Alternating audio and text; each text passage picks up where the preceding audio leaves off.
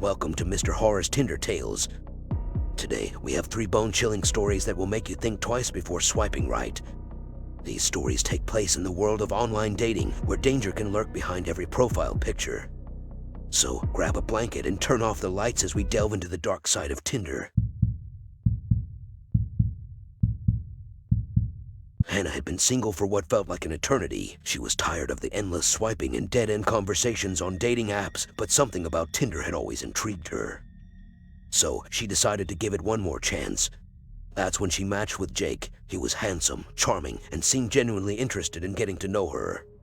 They chatted for hours that first night, and soon enough, they were making plans to meet up in person.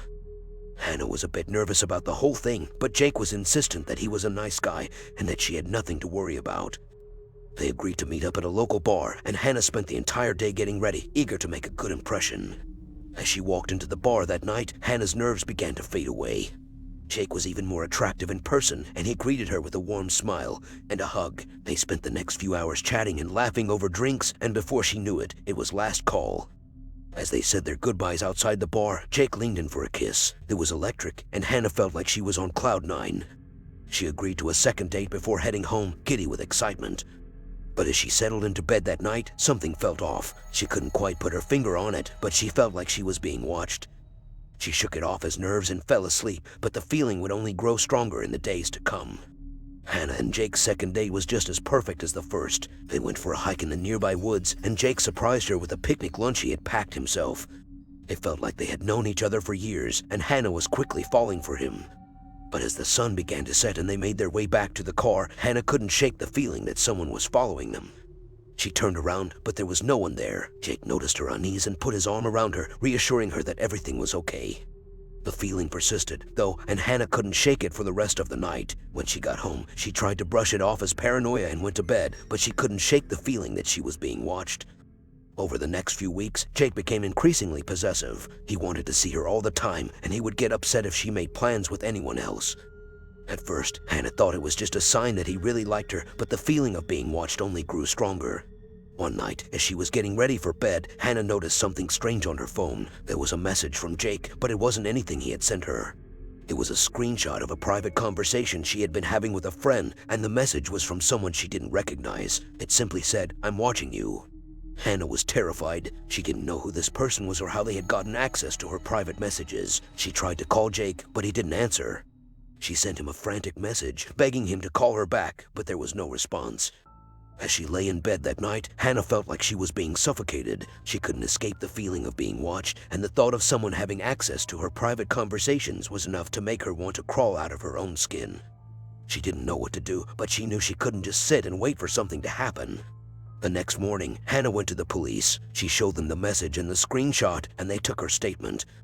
But there was little they could do without more information, and Hannah had no idea who could be behind it. Days turned into weeks, and the feeling of being watched only intensified. Hannah had started to isolate herself, avoiding social events and staying inside as much as possible. She had even deactivated her Tinder account, but she couldn't shake the feeling that someone was still watching her.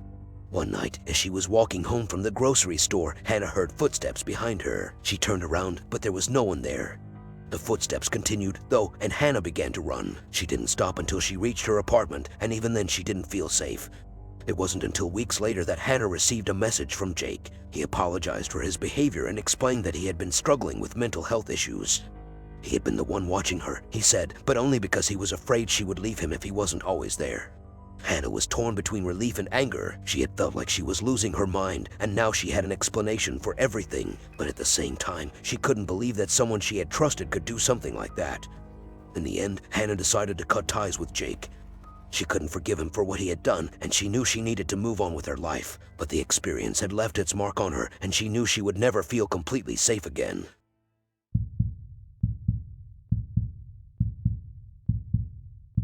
Janine had always been a bit of a loner. She didn't have many friends, and her job as a freelance graphic designer meant she spent most of her time at home, working on her computer. So when her friend suggested she try Tinder, she figured it couldn't hurt. At first, Janine was hesitant. She wasn't used to putting herself out there like that, and the thought of meeting up with a complete stranger was terrifying. But as she swiped through profiles, she started to feel a glimmer of hope. Maybe this was exactly what she needed to break out of her shell and meet someone. And then she matched with him. His name was Adam, and he was tall, dark, and handsome. He had a charming smile and a witty sense of humor, and Janine was smitten from the first message. They started talking every day, and Janine felt like she had finally found someone who understood her. They talked about everything from their favorite TV shows to their hopes and dreams for the future. And when Adam asked her out on a date, Janine didn't hesitate to say yes. They met up at a cozy little coffee shop, and the conversation flowed easily. Janine felt like she had known Adam for years, and she couldn't believe how lucky she was to have met him. But as they were saying their goodbyes, Adam leaned in and whispered something in Janine's ear that sent chills down her spine. "I know where you live," he said. Janine was stunned. She didn't know what to make of that statement. Was it a joke? A warning? She tried to brush it off, but the feeling of unease stayed with her long after she had left the coffee shop. Over the next few days, Janine couldn't shake the feeling that she was being watched. She started to notice a man following her on her way to work, and she couldn't help but wonder if it was Adam. She tried to confront him about it, but he brushed it off as her imagination.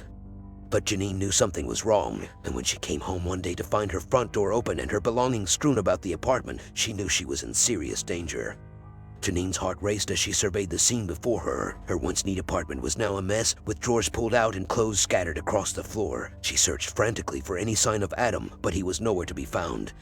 Panic set in as Janine realized the severity of the situation. She had let a complete stranger into her life, and now she was paying the price. She didn't know what Adam was capable of, but she knew she couldn't stay there any longer. Janine grabbed her phone and called the police, her voice shaking as she explained the situation. The operator assured her that help was on the way, but Janine couldn't help but feel like it was too little, too late. As she waited for the police to arrive, Janine realized just how vulnerable she really was. She had put her trust in someone she had met online, and now she was paying the price. She vowed never to let her guard down like that again, and to always be wary of the people she met online. When the police arrived, they searched the apartment and found no sign of Adam. Janine was shaken, but relieved to know that she was safe for the time being. She gave a statement to the officers, but they warned her that without any solid evidence, it would be difficult to press charges against Adam. Janine knew that she had to be more careful in the future. She had dodged a bullet this time, but she knew that there were plenty of other predators out there waiting to take advantage of vulnerable people like her. She deleted her Tinder profile and vowed to focus on building real-life relationships with people she could actually trust. Janine's experience on Tinder had been a harrowing one, and she couldn't shake the feeling of fear and vulnerability that lingered long after the incident. She had thought she was being careful, but in reality, she had let her guard down too soon. She spent the next few weeks in a state of heightened awareness, constantly looking over her shoulder and second-guessing everyone she met. Her once open and friendly demeanor had been replaced by a cautious and guarded one, and she found it hard to trust anyone, even though she had known for years. But slowly, Janine began to realize that not everyone was out to get her. She started to rebuild her social life, connecting with old friends and making new ones through mutual interests and hobbies. And as she began to let her guard down once again, she discovered that there were plenty of people out there who were kind, trustworthy, and genuine. Janine's experience on Tinder had taught her a valuable lesson that the online world was not always a safe place, but it had also shown her that there was still hope for finding meaningful connections, as long as she approached them with caution and a healthy dose of skepticism. As she closed the door on that chapter of her life, Janine felt a sense of relief and gratitude for the people who had supported her through it all. She knew that she would never forget the horror of her Tinder experience, but she was determined to move forward with a newfound sense of strength and resilience. Linda had never been lucky in love. She was tired of going on dates with guys who only wanted one thing, and she was beginning to lose hope that she would ever find her soulmate. So when her friend suggested she try Tinder, Linda was hesitant at first, but eventually decided to give it a shot. After swiping through countless profiles, Linda finally matched with a guy named Terry. He seemed different from the other guys she had talked to on the app. He was charming, had a great sense of humor, and seemed genuinely interested in getting to know her. Their conversations quickly became the highlight of Linda's day. They talked about everything from their favorite hobbies to their hopes and dreams for the future. And before long, Terry asked Linda out on a date. They agreed to meet at a trendy bar downtown. When Linda arrived, she was pleasantly surprised to find that Terry was even more attractive in person. They had a great time together, laughing and talking for hours. As the night drew to a close, Terry leaned in to kiss Linda. It was a sweet, tender moment that left Linda feeling giddy with excitement. They made plans to see each other again, and Linda left the bar feeling like she had finally found someone who could make her happy. But as the days went on, Linda started to notice something strange. Terry seemed to be a bit too perfect, always saying the right thing and never putting a foot wrong. It was almost like he was too good to be true. Linda tried to brush off her suspicions, but the feeling of unease only grew stronger. And then, one day, she received a message from Terry that made her blood run cold. "I've been watching you," the message read. "You're even more beautiful in person than you are online." Linda felt a chill run down her spine. She didn't know what to make of Terry's words, but they made her feel incredibly uncomfortable. She tried to confront him about it, but he brushed it off as a joke. Linda couldn't shake off the feeling that something was off about Terry. She started to notice small details that didn't quite add up. For example, he never talked about his personal life or job, and he never seemed to be available during the day. Despite her growing suspicions, Linda was still drawn to Terry. She found herself making excuses for his odd behavior and continued to see him, but the unease she felt never went away. One night, Linda invited Terry over to her apartment for dinner. As they were eating, Terry excused himself to use the restroom. Linda took the opportunity to look through his phone, hoping to find some answers. What she found instead made her heart sink. Terry's real name wasn't Terry at all, it was Adam, and a quick search online revealed that he had a history of stalking and harassment. Linda's mind raced as she realized just how much danger she was in. She didn't know what Adam was capable of, but she knew she needed to get away from him as soon as possible.